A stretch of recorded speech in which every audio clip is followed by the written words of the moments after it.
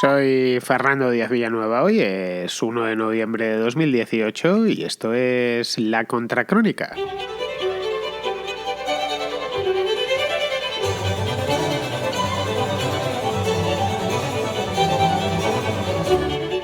El próximo martes, que será día 6, se celebrarán en Estados Unidos las elecciones legislativas. Son también conocidas estas elecciones como elecciones de medio término, por el inglés es un calco midterm, lo llaman allí, o directamente como elecciones de medio mandato, que creo que en castellano es más correcto, porque lo que tienen los presidentes de Estados Unidos, bueno, cualquier tipo de presidente lo que tienen es un mandato, aunque eso en inglés se le denomine term. Se llaman así de medio mandato pues por razones que están a la vista de todos, porque caen justo a 2 años exactos, además, entre las dos elecciones presidenciales, en este caso entre las de 2016, que ya fueron hace 2 años, y las de 2020, que serán dentro de 2 años. Bien, en estas elecciones de medio mandato se renovará por completo la Cámara de Representantes, se renovará también 1/3 del Senado, no, o algo más, creo que son 34 o 35 senadores, y además de eso, 39 estados, que no está mal, estamos hablando de que el país tiene 50, pues 39 estados, casi 40, renovarán a su gobernador. Son, como veis, unas elecciones bastante importantes que además ayudarán a medir, de hecho, lo principal yo creo es que ayudarán a medir el apoyo a Donald Trump. Es decir, son las primeras elecciones que tienen lugar en los Estados Unidos desde su elección como presidente, y para él son importantísimas. De hecho, el propio Donald Trump así lo está viendo y se ha volcado con ellas, y se está volcando con la campaña.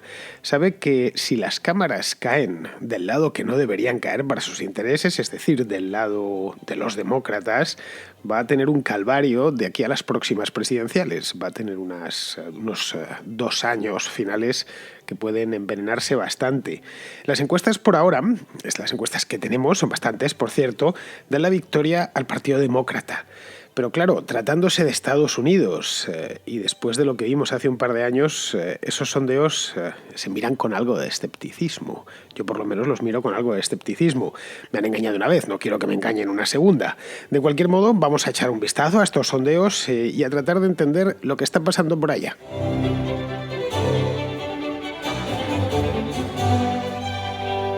Lo cierto es que a mí las elecciones de medio término o de medio mandato de los Estados Unidos nunca me habían interesado demasiado. Las presidenciales sí, durante mucho tiempo, durante años, desde que me dedico a esto del periodismo, siempre me habían interesado mucho, pero estas de medio mandato no tanto. Me han empezado a interesar este año por 2 razones. La primera y fundamental es porque tengo este programa de radio y esto me obliga a estar informado de todas estas cosas. Ya sabéis, el menú de temas que suelo tratar aquí en La Contracrónica, y lo que pasa en los Estados Unidos es uno de los platos estrella, y eso me obliga, por vosotros, que diría el folclórico, pues por vosotros tengo que hacerlo. Además me gusta, es decir, que seguir la política americana es algo que hago comúnmente. Bien, eso por un lado. Y luego por otro, porque no recuerdo unas elecciones de medio mandato o legislativas, si queremos llamar por el nombre adecuado, que se llevan tan a fondo, que se hayan vivido tan a fondo como estas. Las razones creo que están ahí para que las veamos. Son las primeras elecciones, como os decía antes, en las que está Donald Trump de por medio. Y a mí la verdad es que me está fascinando, porque la campaña todavía no ha terminado, terminará ahora este fin de semana. Me está fascinando el nivel de agresividad de todo tipo, pero sobre todo dialéctica, que se está viviendo en Estados Unidos. Son, como os decía antes, unas elecciones importantes, y esto, bueno, ya pues da lugar a que uno piense que se van a sacar los hígados, cosa que por cierto están haciendo. Pero vamos, me ha llamado la atención cómo se están llamando de todo menos guapo y se están tirando los trastos a la cabeza. Son bastante importantes porque os decía en la introducción que se renueva completamente la Cámara de Representantes, el House of Representatives, que dicen en inglés, también parte del Senado, los gobiernos de casi 40 estados, bueno, e incluso algunas alcaldías importantes. Claro, esto nos pilla lejísimos a nosotros, pero algunas alcaldías importantes como la de San Francisco, por ejemplo, o también la de Washington DC, se renuevan ahora mismo. Esto no funciona como en España, que las elecciones municipales son todas de golpe. Ahí es un poco cuando les brotan, ¿no? Porque como el país es tan grande y tiene tantos estados y municipios. Bueno, el hecho es que, como veis, muchos americanos van a ir a votar el próximo día 6 y van a echar un montón de papeletas. Bien, los republicanos, para los que no lo sepáis, los republicanos ahora mismo controlan las dos cámaras. La Cámara Baja, que es esta, la Cámara de Representantes, tiene 435 diputados y se reparte de la siguiente manera. 235 son republicanos y 193 son demócratas. Como veis, si lo sumamos, sale 428, no 435. O sea, es cuando yo sumé la primera vez dije, bueno, pero si no hay, aquí hay algo que falla, efectivamente. Faltan 7 y esos 7 son los llamados vacantes, los vacant, que dicen en inglés. ¿Por qué están vacantes? No porque les hayan echado, simplemente es cuando un diputado se ha muerto o ha dimitido, ha resignado, ha presentado la resignación, ¿no? La dimisión, eso de resignación me parece una palabra horrenda. Bueno, se ha ido porque, qué sé yo, porque le han nombrado para un cargo que es incompatible con el de representante. En Estados Unidos, a diferencia de lo que sucede en España, no corre lista. Es decir, si dejas el escaño libre, el escaño se queda libre hasta las siguientes elecciones. Es decir, en una circunscripción se vota a un tipo y solo te representa ese tipo hasta las siguientes elecciones. Pues bien, a lo largo de la última legislatura, 7 escaños de la Cámara de Representantes han quedado vacantes y por lo tanto suman esos 428. En el Senado la ventaja republicana no es tan grande.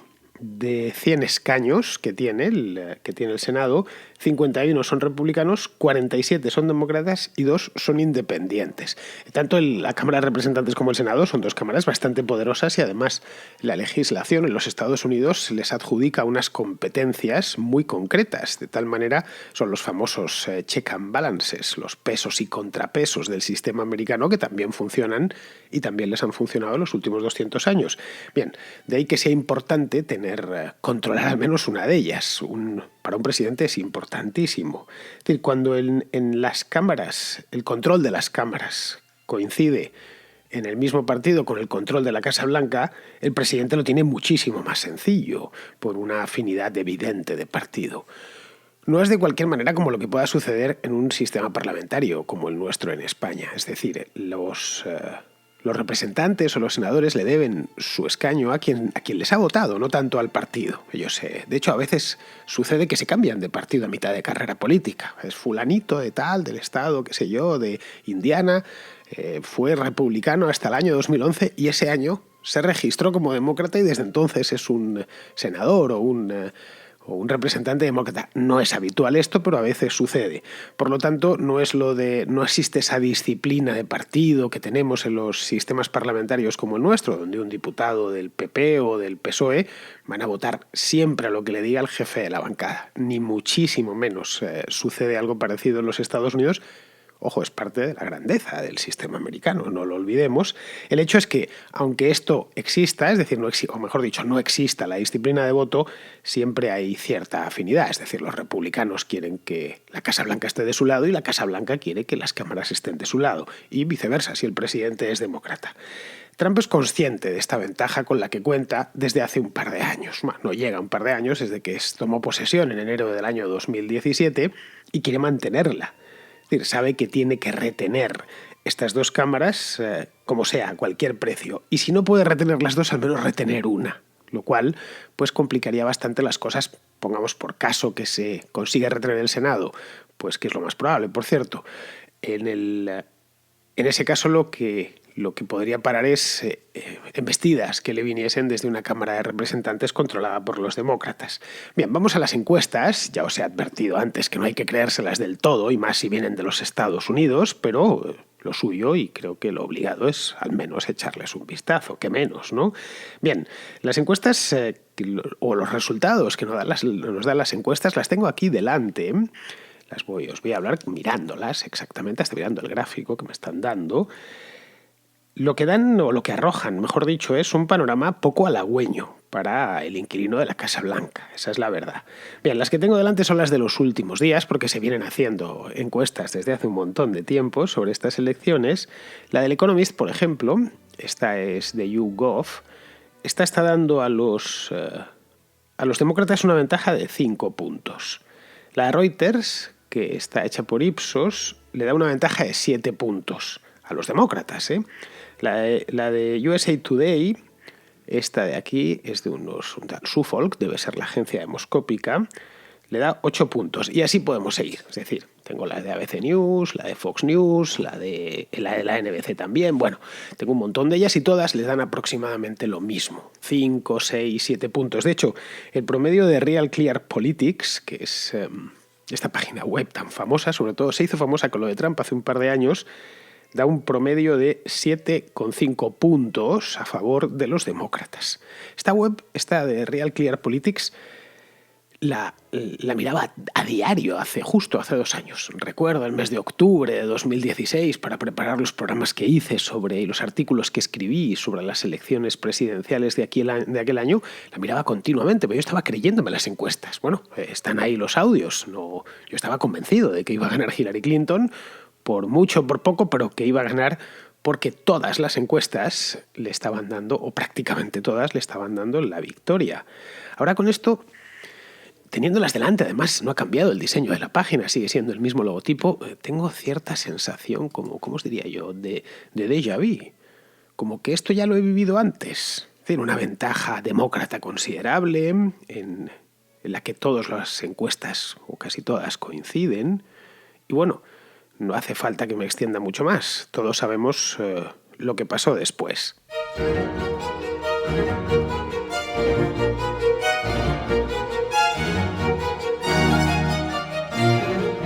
Así que en lugar de mirar encuestas, como hice la última vez, esta vez estoy fijándome bastante más en... Bueno, la última vez también me fijé en eso, porque las presidenciales dan lugar a mucho meeting y tal, pero bueno, en estas me estoy fijando en lo que está pasando allí, no solo dentro de la propia campaña, sino en los aledaños de la campaña. Bien, a lo largo de esta campaña han sucedido 2 hechos reseñables dentro de los Estados Unidos. Ambos han tenido gran cobertura mediática. El primero fue el loco este que enviaba cartas bomba a personalidades relacionadas con el Partido Demócrata. Personalidades de primer nivel. No estamos hablando de un cualquiera, de un alcalde perdido, de una ciudad. No. Estamos hablando de Obama, de la familia Clinton, la sede de la CNN, incluso actores como Robert De Niro que recibieron una de estas cartas bomba. Afortunadamente no pasó nada, es decir, ninguna de ellas estalló y no hubo que lamentar víctimas. Yo lo hubiese sentido por Robert De Niro, si os soy sincero. La verdad es que si le estalla en la cara a Hillary, lo hubiese sentido porque no le deseo la muerte a nadie, pero vamos, si nos quedamos sin Robert De Niro, que está en un momento muy bueno, todo hay que decirlo, porque los actores, como los músicos y como los escritores, ganan con la edad y no pierden con la edad. Pero bueno, la cosa es que se quedó ahí. Habréis leído y habréis visto sobre esta historia. Eso era una.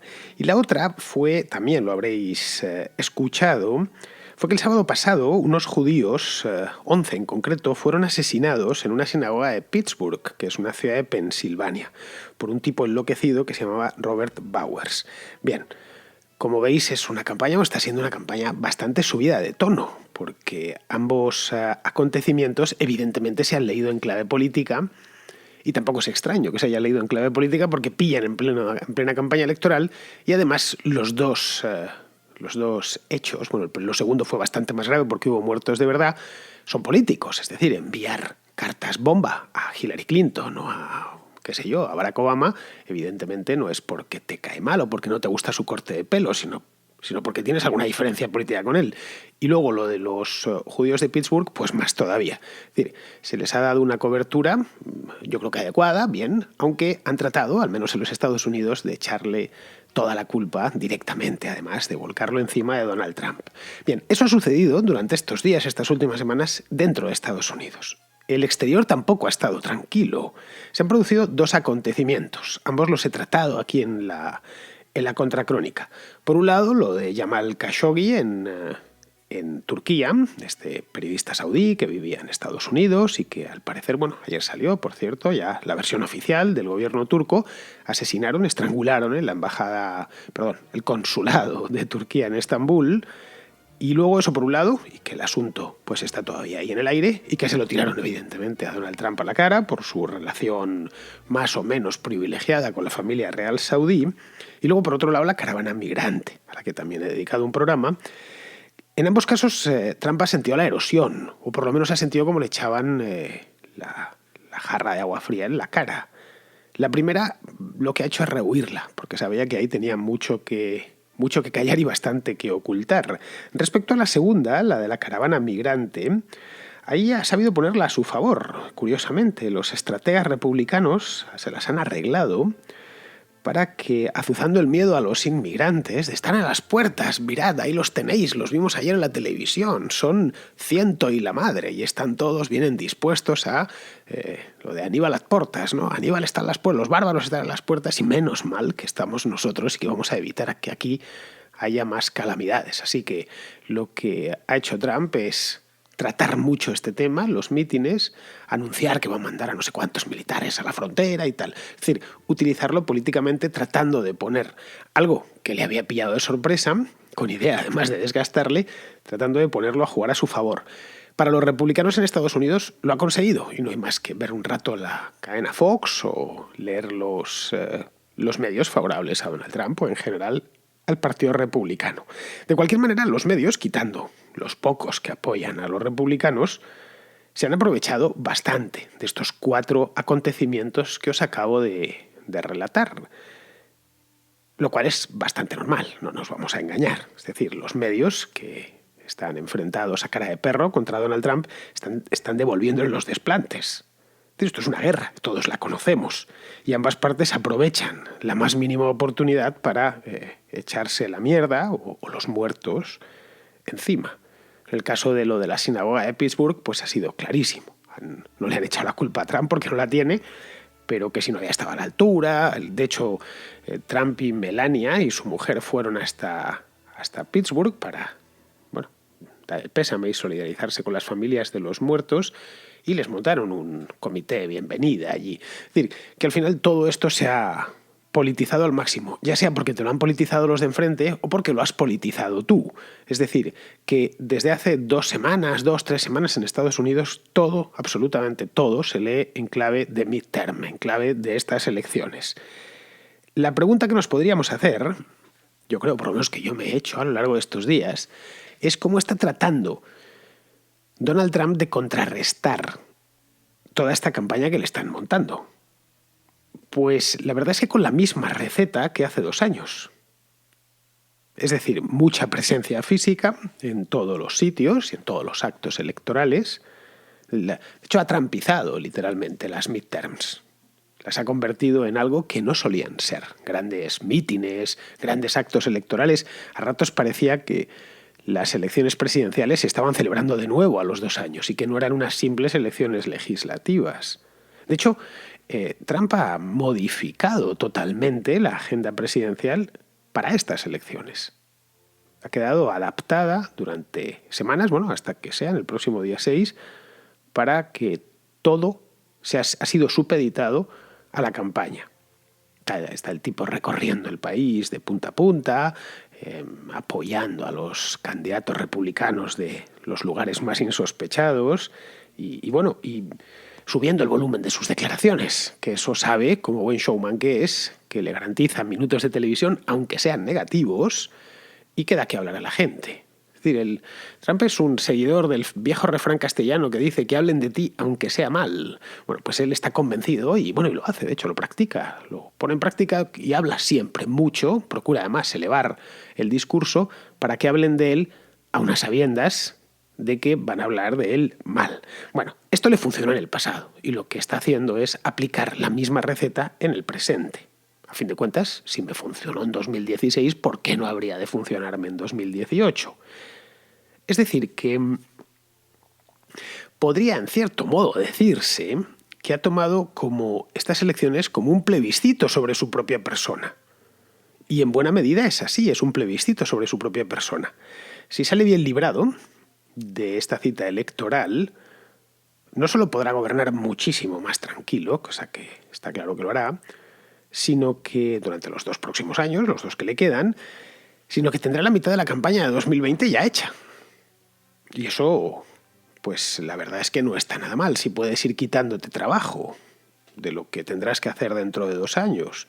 Es más, hay hasta incluso sospechas de que si pierde estas elecciones, no se presentará a la reelección en 2020.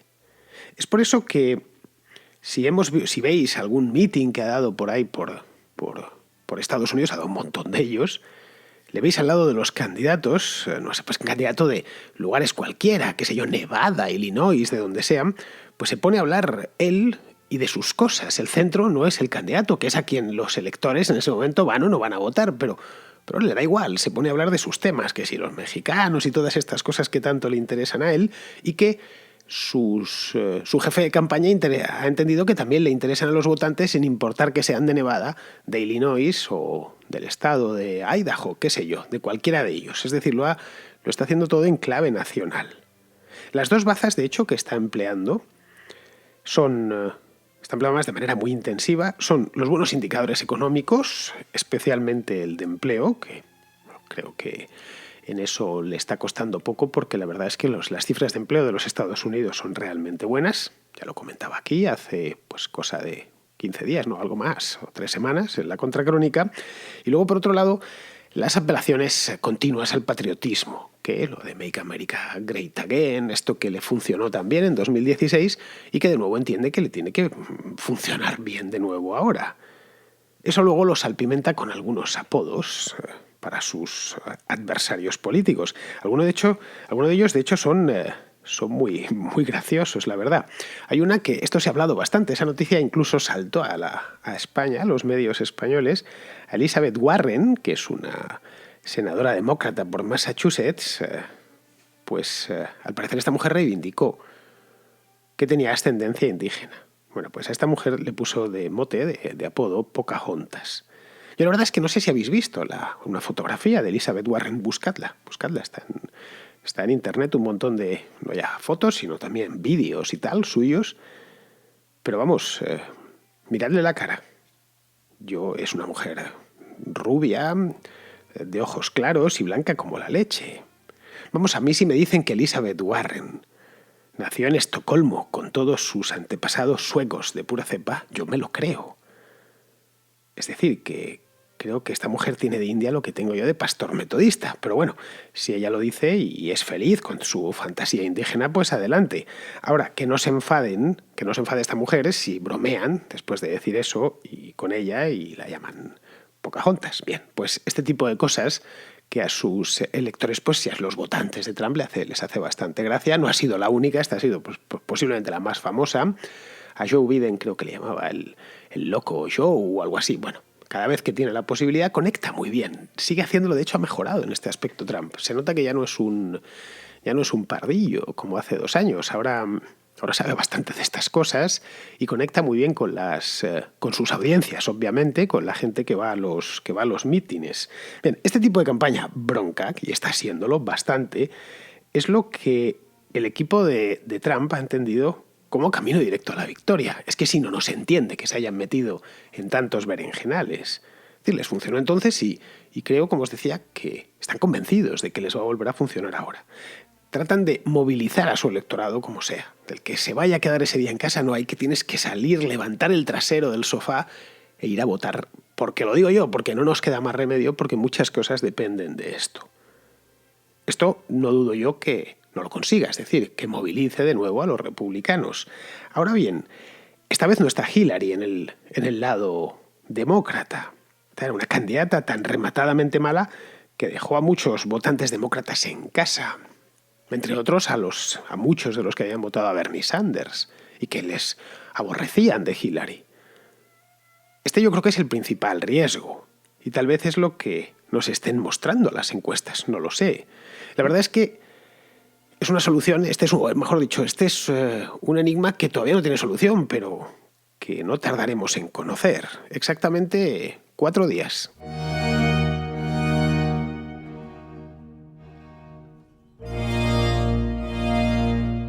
Pedro es un venezolano que vive en Canarias, en la isla de La Palma, concretamente, la isla bonita que llaman, y la llaman así porque es que lo es, La Palma es una isla preciosa.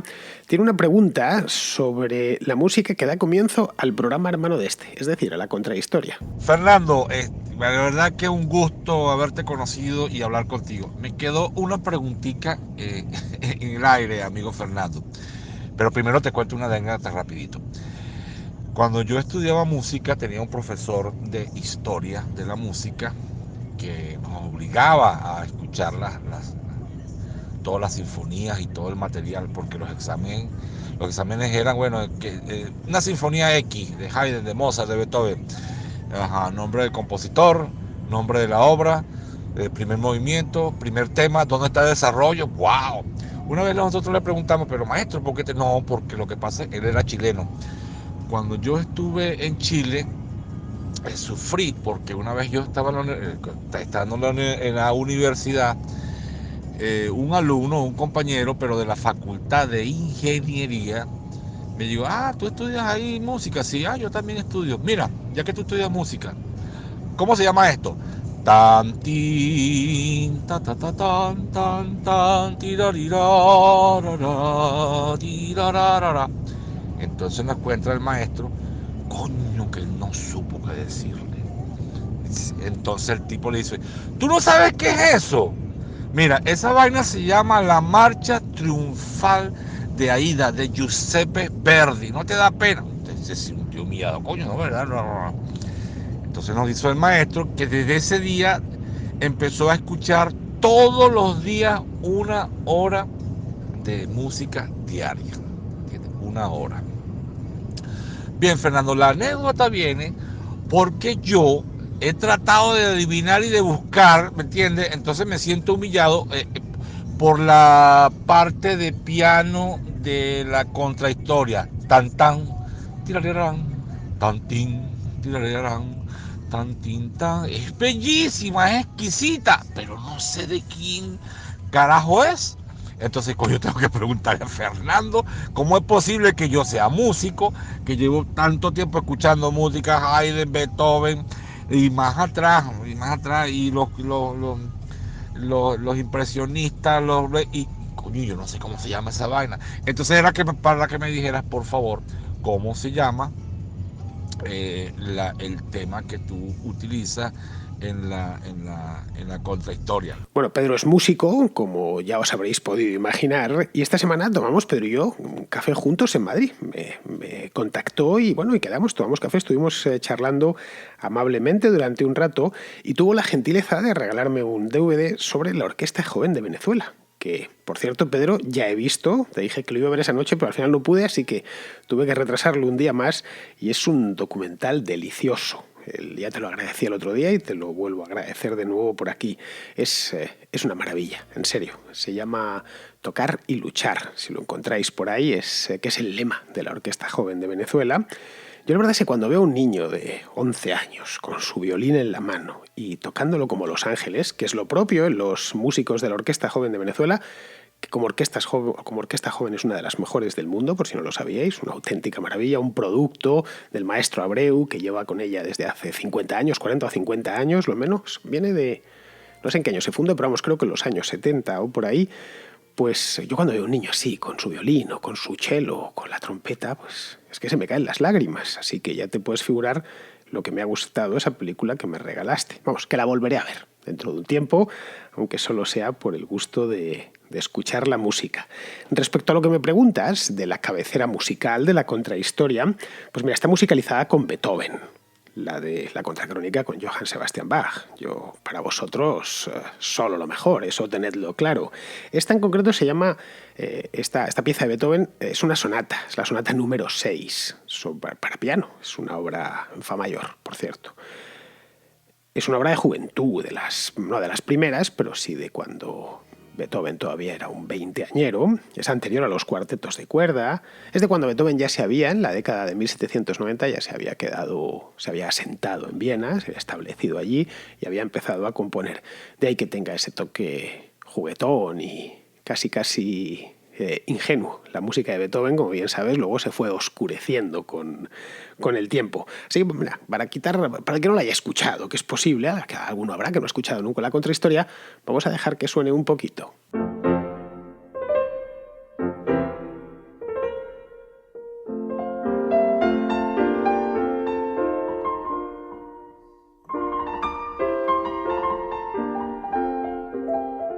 Y por cierto, hoy hay contrahistoria nueva. La subí ayer, una contrahistoria, creo que buena, eso dependerá de lo que digáis vosotros, de vuestro veredicto, que es el definitivo. Va sobre la peste negra, por si os interesa, la peste negra del año 1348. Es un tema que, la verdad, siempre me gustó mucho y, bueno, pues tenía desde hace tiempo ganas de hacer una contrahistoria sobre él y además uno de vosotros, uno de los oyentes de la contrahistoria, pues me lo recomendó. Bien, pues de la Viena del primer Beethoven nos vamos al México actual. No en México, pero sí en los Estados Unidos, que es donde vive, está Eugenia. Es una oyente, ella es mexicana, que tiene un comentario sobre el tema que trataba yo aquí ayer, el del nuevo aeropuerto de Ciudad de México. Acabo de escuchar tu programa que acabas de hacer sobre el nuevo aeropuerto. La verdad es que coincido y concuerdo con muchas cosas de las que dices. Y algo que me gustaría como comentarte es que yo, por ejemplo, tengo muchos amigos que están como a favor y en contra, ¿no? Y la gente que está en contra son los mismos temas y los mismos argumentos que tú acabas de dar en tu programa. Sin embargo, los que son seguidores, así de los de, como decimos, de hueso colorado, los que no importa lo que diga AMLO, es lo que es. Esa gente, aunque tú les intentes como o que ellos te expliquen su tema, ¿sabes qué es lo que te contestan? Bueno, si ha sido una democracia de chiste, porque fue de chiste esa consulta ciudadana, prefiero que sea de chiste a tener el presidente del PRI, de ese partido, ¿no? Entonces la gente prefiere que los sigan robando, que le sigan mintiendo, que le sigan viendo su cara, siempre y cuando ya no sea el partido antiguo. O sea, no importa si si les siguen haciendo las mismas jugadas, pero si es otro partido, para ellos está súper bien. O sea, con tal de que no sean los mismos, no les importa a los mexicanos, en este caso, como lo decimos en México, a los chairos, todo está bien. Entonces, pues una pequeña reflexión. Te agradezco mucho que hayas hablado sobre el tema con un punto de vista muy objetivo, como siempre lo haces en todos tus programas, y te mando un saludo. Bueno, Eugenia, yo no trato de ser objetivo, nunca lo he tratado. No soy objetivo porque no puedo serlo, soy un sujeto, no un objeto. Yo lo que trato es de ser ecuánime y honrado en mis apreciaciones. Es decir, que no me gusta dejarme llevar por las pasiones. Yo la pasión la dejo para otras cosas. La dejo para escuchar a Beethoven, por ejemplo, y no para hacer un análisis político, que lo único que me llevaría es a decir burradas, seguramente. Así que, bueno, más que no creo que no es buen compañero de la política, la pasión. Sí para el militante, eso está claro. Un militante, estos que Trump tiene ahora en los mítines, pues sí, pero no para alguien que quiere hacer análisis y quiere entender la situación. La pasión ahí lo único que hace es cegarte. Pero bueno, muchas gracias. Si quieres seguir enviando mensajes, ya sabes, esta es tu casa, como la de todos los oyentes. Bien, pues vamos a ir terminando. Vamos con Pizarro, que tiene de lo mismo, el tema que nos va a hacer el comentario, evidentemente, de lo mismo que nos ha hablado Eugenia, aunque eso sí, no visto desde Estados Unidos, sino visto desde España. Si Andrés Manuel quiere marcar el territorio con ideología a costa de los mexicanos, está en todo su perfecto derecho. El mismo derecho que tenemos sus observadores a quedarnos con la copla. Para los muchos y complejos problemas que tiene México, Andrés Manuel trae sus santas narices y referéndums impresentables. No se ha estrenado aún en el cargo y ya ha mostrado ostentosamente su ineptitud para el cometido. Las esperanzas de los mexicanos serán mayores que las de los foráneos, pero estoy seguro de que Andrés Manuel podrá acabar con todas. Un cordial saludo de Pizarro. Pues queridos amigos, hasta aquí hemos llegado. Ya sabéis, mañana será viernes y por supuesto, día 2 de noviembre, también habrá Contracrónica. Hasta mañana.